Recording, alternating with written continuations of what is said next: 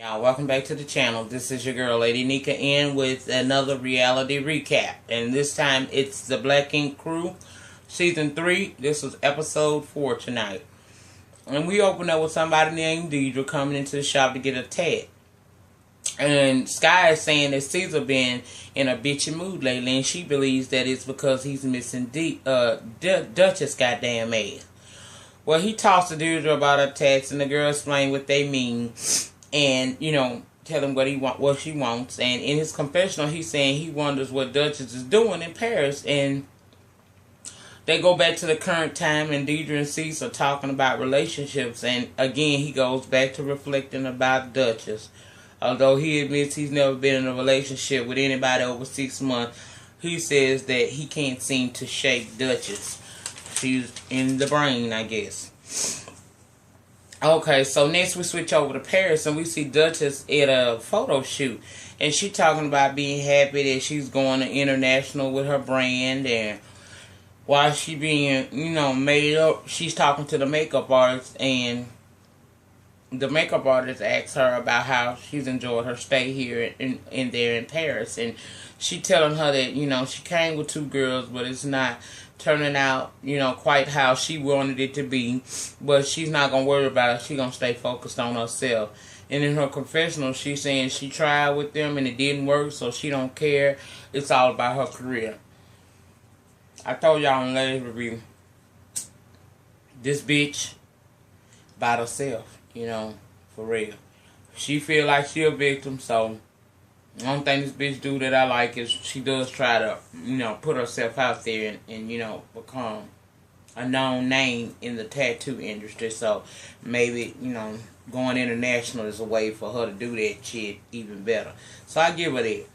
Next we see Walt and Teddy at this shop, and they just running it, you know what I'm saying, about how boring it supposedly is. And a call comes in, and it sees, and he telling Walt to watch out for the shop. He gone for a couple of days. Now, Walt and Teddy thinking that while Dutch is gone, it gives Caesar opportunity to really just get out there and start fucking with other women. So they thinking that he got some little cut on the side or something like that, you know what I'm saying? And that's what he taking out for, not knowing that this motherfucker actually is taken out because he finna get on the plane and go where this bitch is. Alright, next we see Duchess again. And after her photo shoot, she walking back to her hotel, and guess, like I told y'all, who's standing at the hotel though? Caesar. Bouquet of flowers. And he telling her that he wants her and him to try to have a good time and, see what they can possibly work out. I guess they trying to get back together or whatever, which is, y'all know my feelings on that shit. But anyway, she tells him about the situation with Kwani and how and Sass's, and he asks her, is this really Duchess? Because back in the day, last season Duchess was the one to pop out. Well, she says she's trying to calm down now because she don't want to be viewed as a bitch, and he telling her to be herself. Either they gonna be cool with you or they ain't gonna be cool with you. Which personally, I don't know what for. Anyway, child, yes, we see Sky, and she go talk to her mom and her aunt there too. Anyway, she reveals that when she went to get her passport, she found out that the name that she knew to be her name is actually not her name, and that her mom told her recently that the man that raised her wasn't exactly her dad, which is something she probably already had been, wondering about, because later on her mom says that she used to ask a lot of questions because she didn't look nothing like stepdad. But her mama says that when her daddy was sentenced to 25 to life, she had to, find somebody to help her raise her, and she wanted her to have a father in her life, so the man took on the responsibility. But apparently her biological father is out now, and he has reached out to her to meet up with her, and she basically want her mama to go with her because she nervous. She don't know how to handle that shit. So next we move to a scene where Sassy, Kwani, and Duchess are talking, and they talking about the issues they've been having. And she said she thought they came to the party to support her. Well, this is where my confusion comes in at. Because how you going to get mad and say that they didn't acknowledge you or, support you in any kind of way when originally you had told those girls that there wasn't going to be a party? Sassy found out on her own that there was a party and they showed up. But they tell her ass the reason why they ain't say nothing to her was because they were trying to allow her to, interact with the people because she was surrounded by a lot of people. Y'all, this is some straight up bullshit. I don't believe neither one of them are, either sides are being honest. They felt some kind of way because that bitch ain't want them there and they found out about the party and they crashed the motherfucker. When they got there, they paid that whole dust because they knew that she had lied to them. And to them, they felt like she didn't want to be around them. But now that we sitting around each other, we going to say that we only didn't say nothing to you because you were surrounded by people and we wanted you to get your shine on. Girl, see, I would have told that whole the exact truth. Well, they get talking about, I guess they somehow get past that shit, y'all, and Sassy gets to saying that, let's go out and have some fun. And that's when Duchess lets them know season time. And that Caesar's pretty much taking her away from the girl time that they were going to have. Because her and Caesar trying to see, where they stand with one another. So, we go back to the shop and Puma comes in the shop. Now y'all know Puma used to work there, but he don't work there no more. But he come there and he wants to see the new renovations and he immediately starts doing what a hating bitch do hate. Compared to what that shop used to look like, how it look now is 100% better. So that shit, him coming in there talking about he got more room, 2 floors, and all that shit was unnecessary. He could have kept his motherfucking ass somewhere else doing something else, like trying to communicate with his wife and get that crazy bitch to come home. But he felt it was necessary to come over to the shop, and Teddy and Walt even said they don't know why before he would be coming up in there. But while he there, he let them know that Caesar's in Paris with Duchess. And while they and Teddy is like, really? So this nigga abandoned business to go run behind her again. And it kind of makes them concerned that, if these hoes get back together, are we really going to be, moving forward with this business? Or are we going to go back through the same old bullshit that we went through before? They say they don't really personally care, but business-wise, yeah, it's a concern for their ass. And Teddy tight wearing clothes ass said that he wonders if it's a good thing or a bad thing for the business itself for them to be back together or trying to get back together. Because, obviously, when they are doing bad, the business obviously does some type of bad. You know what I'm saying? Because both of them not focal, they into it, and both of them are main tattoo artists there. Walt just says he ain't feeling it. Well, Donna says she wants a tat, and shit, decides he gonna go on and give her a tat. Now he know that's gonna piss Anya off, but he gonna go on and get the girl a little tattoo. Cause I told y'all, and we gonna find out next episode what I said was true. He fucking that girl, but he gone on do the damn tattoo and whatever. So we go back to Paris, and it's Duchess and C's, and they having dinner. And it's at that dinner that C says it's, they gonna know from then whether or not they need to be moving forward or keeping it as a friendship like it is. He admits to Duchess that he messed up, but he do miss her. And he says that he thought that all he needed was a little money and a successful career, and that was all he needed. Well, he's pretty much accomplished a lot of that, and he still finds himself thinking about her all the time, and he wants to get back with her. And for the most part, she down with it, but she said that she don't want to get lost in a man again, and he hurt her bad. So if she gives him another chance this time, he gonna have to come with it, or she gonna kill his ass. And I ain't gonna lie to y'all, I halfway ass believe her. So I guess they supposed to be gonna go get back together, because at the end of that conversation, he asked her what they supposed to do now, and she said, well, what we supposed to be doing now, and he said, I guess go back to our hotel room, my hotel room, and she called for the check, so she ready for the dick, so y'all, they back together, whatever. Next, we see Sassy and Quan, and they sightseeing and shopping because it's the last day that they're going to be in Paris. And Kwani admits that she does miss Puma, but she wants to do something more than just be his baby mama and his wife. Well, like I told y'all before, that's something that bitch should have been. See, I don't understand this shit. Discussions are not had prior to getting married.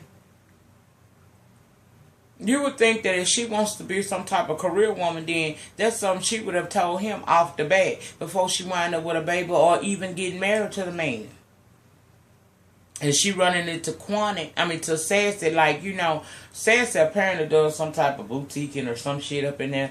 And she said she's asked Puma, you know, on several occasions about even helping Sassy out. Now, Sassy sitting there, she don't know nothing about this shit. So she feeling some kind of way because she like, damn, this is uncomfortable. I didn't know she felt that way. And I'm feeling like maybe this is a conversation she should be having with her husband and not me. Because she didn't know that Kwani wanted to do all of this shit.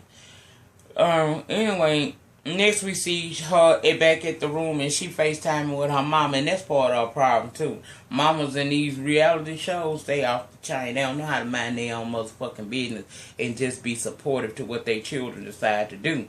Of course, I understand it from a mother standpoint as well, because when we see our kids doing things that are maybe not good for them and it could cause them a lot of problems, we do want to step in and try to save our kids. But honey, sometimes you got to let go, let them people learn for themselves what they need to do. Well, apparently her mama was asking her how she feeling. She said she feel better, but you know, she wished that Puma had been there, but you know, she needed that time off. Hopefully this time, after this Paris trip, this bitch go home and deal with her situations, because to me, seemed like she running. Because she was just in Florida for a month with her people. Then she gets back to New York, and no sooner as she there, she's being invited by Duchess to go to Paris, so she done hauled off again. And meanwhile, Puma, he back in New York, left to do whatever the fuck he's supposed to be doing, because the baby with the mama. And she FaceTimed his ass and he was in the bed asleep, ain't really want to talk to her, told her he'll get back with her. And she upset because she feel like he didn't miss her really. And that he's still not, going to do what he's supposed to be doing, which is, conduct business, but remember you have a wife and a child too. And again, I say, I see no difference from what is shown to us on TV now opposed to what he was doing in the past. So I'm wondering, bitch, did you not pay attention to what was going on? You ain't noticed this nigga wasn't on the up and up? And child, she all in them damn confessionals crying and shit. Okay, so next, next thing we see is Duchess and C's, what they doing on their last day there in Paris. And apparently they going to this bridge where I guess tourists go, and they actually put locks on the fence of the bridge, and it's like to signify that they were there and that they were there with their loved ones. I guess it's supposed to be some type of romantic gesture. Anyway, C's comes out with a damn he comes out with a damn lock with her and his name on there, and she getting ready to put the motherfucking lock on the damn fence, because they, to signify that they in love and they been there. And it's at that moment this motherfucker asked this bitch to marry him, child. So we'll see what's going to happen from there. But from what we know right now, the motherfuckers are still together. And, well, they done back together. And I don't know if she going to accept this marriage proposal or not. I personally don't agree with it, because to me, C's is still, him and Duchess on two different playing fields. They both want two different things, although they may have a deep attraction to each other. I just don't think that the emotional issue she has, plus what they done been through, and along with the way that he is, all playful and want to fuck bitches and all that shit, I don't think the shit gonna work. But hell, we don't know, and I personally don't give a fuck, but I'm gonna be here watching and reviewing. So we gonna move on. This is gonna be a reality veggie soup, because now I'm gonna finally be able to give y'all the Mob Wives. This is Mob Wives, season 5, episode 9. Forgive and fucked about it. Last week, Big Ange was over to Natalie D house, and last week I'm sorry, last week Big Ange was telling them that she over Natalie D and that she supports Natalie G, okay? Natalie G says she don't know Natalie D, so maybe Ange not really wrong for, you know, kind of going along with her and not turning against her like Renee and Karen want to do. Well, we see a scene where Renee is having a photo shoot commemorating her 1 year anniversary of her mob candy line. And baby, Miss Renee was in there serving teeth. She had them old boobies up in that damn bustier, y'all, with that short wig on. She looked really nice. I ain't gonna lie, Renee looked good, you know. And she goes on to say she's having a party, you know, to celebrate her mob candy line and it's 1 year anniversary, and all the girls invited, but she don't want Natalie G there because she through with her, okay? She don't want no friendship with her. So we switch to a scene where Drita at her shop opening up, and she's on the phone with Lee. And, you know, they basically talking about the kids and stuff because in the past, because of Lee being either in and out of jail or else being on probation, he's never been able to really go on a family vacation with them. And she's looking forward to actually having their first family vacation as a real total family unit now that he's off probation and he can travel. She also goes on to talk about her kids. You know, I like them segments where you get to see them with their kids or their family members, and it's genuine and there's not a lot of drama going on.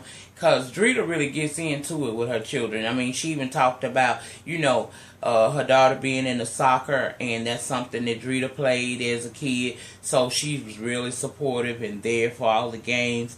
And Lee can't always be there because he got his own shop too. So, I don't know, y'all. I guess they going to figure out a way to maybe, you know, incorporate him into the show. We don't know how this shit goes. Okay? Next, we see Ange go over to Natalie G house. And Natalie G was in there cooking this child. I don't want none. Girl, is that how you cut up chicken? Child, I don't want none of that there. You ain't never got to worry about that. But anyway, she going over there to check on Natalie G because she ain't seen her since, you know, the big fight between Natalie G and Karen. And Ange is telling her that Natalie D had came to that party telling the girls that Natalie had been calling them sea hags. And Natalie, like, I don't even know this Natalie G girl, that Natalie D girl. I don't really know her. Now, I have gone, and since I heard about what she been saying about me, I have gone to check out some information on her. But I don't really know this bitch, so I don't know why she really trying to come in and be a troublemaker and stuff. See, that's what I like about Big Ange. Ange used her own mind. You know, if she ain't got no significant proof you was a rat or any of that other shit, she don't fuck with you. She go on her own mind. Unlike Renee and Karen, who really, Renee, she got a mild reason to be mad with Natalie, but she really ain't got no major reason. Reason why she really ain't finna fuck with this bitch now is because her and Karen done had a fight, and Karen is her girl. That's her friend. So, you know, that's how that shit there went, child. Next we see Karen, and she over there in Arizona still, and she go to talk to her brother, and she's kind of pissed off with David, her ex, because she got Karina there, their daughter, and Karina's trying to reach out and talk to him and, you know, spend time with him, and it's apparent that he's playing a duck and dodge game with the girl, you know what I'm saying? He don't want to spend no time with him. And so her brother's telling her, you know, he's listening to it and everything. And then it switches over to a scene where Karen is talking with this lawyer about starting this marijuana business up. And he tells her if she don't fall into a certain category, then her name could be put into a box, I guess, however the fuck they do that shit. Well, they randomly select who can open up a business. But my personal opinion, Karen, girl, you know I like you, but with all that shit you done been in, you know, especially with that ecstasy ring with your dad and your brother, I wouldn't do it. But, you know, if you choose to, girl, just be careful, because you know they're going to be gunning for you thinking some illegal shit going on up in there. And the lawyer told you that they can come in there at any time and search that place. So you might want to rethink that.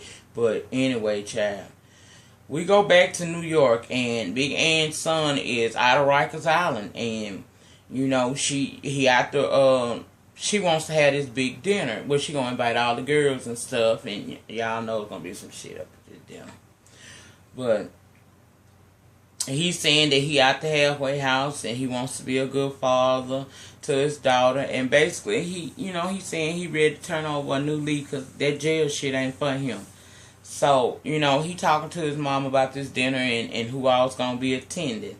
While that shit there going on with them, Natalie G goes over to Drita to talk to her because they ain't seen each other since the fight. And Drita says that, tells her that Natalie D is saying that Natalie had been around there calling all of the ladies sea hags, and she wanted to know what the deal is because she ain't trying to fuck with no bitch that ain't on the up and up. Drita be hyped up and ready to fight and ain't never bust a grape nowhere at child please. She ain't never did that.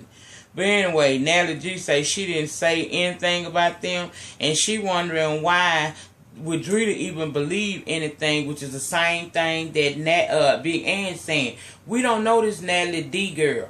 Why are y'all so quick to believe every word that come out of her mouth about what supposedly Natalie G is saying about us when we don't have any substantial proof of this shit? And Drita was trying to, sympathize with her a little bit because she thought about it. And Drita remember, hell, it was a time where her and Karen and Renee didn't get along. So she was trying to be sympathetic to the girl. But Natalie still think that it's a chance that her and Renee can be friends. And she lets it on to that. And Drita was like, so that text message, you was really serious? And Natalie was like, yeah, she really wants to try to be friends with her. But little do she know, Renee not interested in that. She not interested in it at all. So now we get to a scene where the big dinner is about to take place, guys. And Natalie G there, and Renee is there, and Renee tells and she not interested in being friends with her, but what she will do is she's willing to have a conversation with them so that in hopes that maybe they can be cordial. And if they're gonna do that, Karen has to know about it because I told you Renee alliances with Karen. So we see Karen talking. We go back to the scene with Karen talking to her motherfucking brother about David, the ex, and how he treating her daughter, Karina. And, she gets very emotional because, okay, they live in New York now. This girl has come out to Arizona where he is. He has full opportunity to spend time with his daughter. And he acts, he's acting as if he don't want to do none of that. And, David is telling her that, when he got locked up and had a kid, he didn't know anything about being a full family man either. But he wanted to get to know his child. And he asked her, has she let their dad know? And, of course, Karen ain't told him that because it'd be some shit from even inside the jail. Well, anyway, we go back to New York, and Drita and her daughters are preparing for their vacation, and they excited and shit. And child, oh, I forgot to tell y'all, at that party, when they was at the damn party at the dinner and shit, what happened was Renee and Natalie G decided to have a one-on-one conversation. Now, I know Ange was probably looking at them like, bitch, how y'all just gonna, what I'm saying? Y'all gonna ask for privacy at my house, at my get-together? But she went head on and let them have that conversation. And basically, Renee problem, both of them looking for apologies from each other. But Renee feels like that Natalie don't take responsibility for anything she does. And Natalie was telling her, look, I am the way I am because when I feel hurt, this is how I act. But I do apologize to you for my behavior and for what I've done so far. And Renee is just shocked, she's like, you finally taking some responsibility. But she go on to let her know, we can't be, we ain't gonna never really be friends, and she want her to go talk to Karen. And at this point, since the fight, Natalie ain't trying to hear nothing from Karen, and she tells Renee that, look, I understand your allegiance is with her. So what's going to happen is me and you just going to be cordial enough to where we can interact in public without acting a damn fool, but we don't have to be friends because I'm not going to run back and try to be friends with Karen. Fuck her, I don't feel her, and that's all I got to say about her. So I guess for now they've decided to go head on and, squash the beef that they had going on and try to be friends for now. How long y'all think they're going to last? Child, she ain't gonna last not all. Anyway, y'all, I also want to tell y'all about when they was at that mob candy party that Renee was having. Y'all, guess who showed up in there? Now, for those of you who watch my wives, y'all remember Carla. Carla and Renee had got into it, and it was so serious, child. They were trying to fight, and a knife and everything was pulled out. But apparently these hoes done got back friends, you know what I'm saying? So, because at the party, you see Carla, Karen and Renee all hugged up, and they just lovey-dovey with each other and everything. And they had a good time at Renee's little party. But, you know, for Ann, she was telling Natalie about it, and she was saying, well, if she can make friends with Carla as serious as they had got, you know, with their beef, then maybe there's hope for you. And that's when all that shit happened with the conversation between her and Renee, and they coming to the conclusion that they just gonna be cordial. Hopefully this shit lasts, but you know this small wise, the shit ain't gonna last. Y'all, I'm sorry. I have been behind on getting these shows up for y'all. But y'all see I came up in here with it on my motherfucking mind. Yes, I did. I promised I was gonna get it out. And I got it out to y'all. You know, the last two is a reality veggie soup.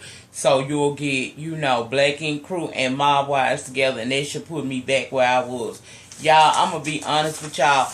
I don't have time to deal with The Walking Dead. And then, like I told y'all, I don't feel that I give you the, you know, I don't review it in an entertaining enough way to where you would actually enjoy what I'm saying and get you a good kiki, because I think I'm a little bit too into The Walking Dead. I go all the way back to the comic book strips with this shit. So, you know, I don't feel like I can do it justice. So, like I told y'all, I dropped Scandal. I have now dropped The Walking Dead. Everything else that I have, I picked up. Since I did drop The Walking Dead, I felt like it was only fair for me to pick up Love and Hip Hop New York. And y'all know I hate them hoes. But I'm going to do that for y'all, because I love y'all like that. So, you want a good Walking Dead review that I've seen, I would advise you to go over to Mike B channel or Cemented channel. Those are the two that I know for a fact that I've seen review The Walking Dead, and they have me caught up in it like as if I'm watching it all over again. So please go over to those two people channels and, you know, check for their Walking Dead reviews. But for right now, I can't do it the way I want to, and I'm just not one to give you crappy shit. If I can't give you if I can't be into this episode and bring some entertainment with my recap, I don't want to deal with it. And it, you know, like I told y'all before, I don't feel like I can. So check out those other two bloggers. They do really good jobs with that. And I'm going to come back in here on Wednesday with another installment of Empire and Mob Wives. Thank you guys for being patient with me. You know, I had a whole lot of shit going on, from work to cussing a bitch out, you know, one of my kids, you know, getting on. I mean, I don't understand, y'all, how the fuck these 20-some-year-old kids act like they don't have no goddamn, you know, idea. Get the fuck up out of here, go do something other than worry me all the damn time. But anyway, that's on some more shit. Y'all, I'll be back Wednesday, okay? In the meantime, in between time, please like, comment, subscribe, and share, because sharing is caring, my videos with people. And I will be back on Wednesday night with Miss Cookie and these mob hoes. Until then, y'all have a wonderful night, and peace.